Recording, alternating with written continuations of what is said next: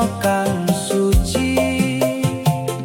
Ombak gede nabrak watu karang, koyo tresnoku sing ora nate kurang. Angin segara nggawa suarane ngati, nyebut jenengmu nganti tekan wengi.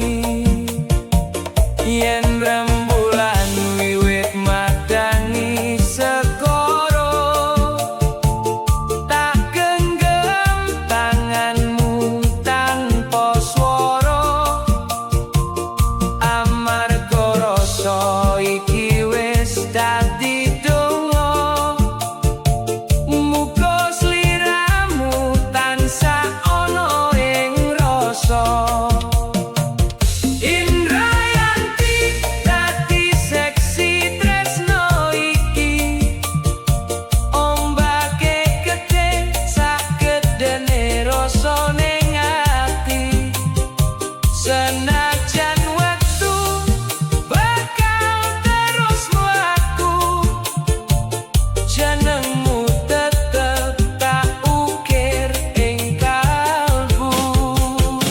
Yen segara tan kendhat nyambangi pesisir, tresnoku marang sliramu uga tan owah kingsir. Lintang sumunar madangi segara, gambar pangajab kang ora nate sirna.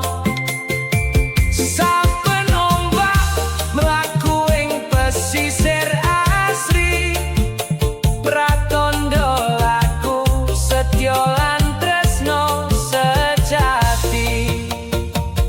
Indrayanti panggonan tresno iki mekar, saka guyumu atiku dadi sumunar.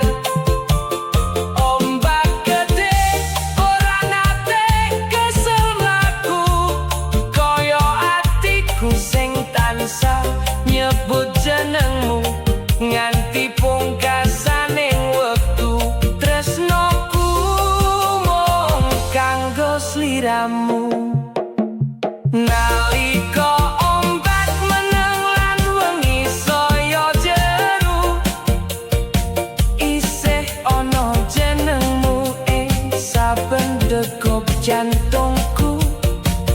Indrayanti ora mung dadi kenangan, nanging uga dadi tresno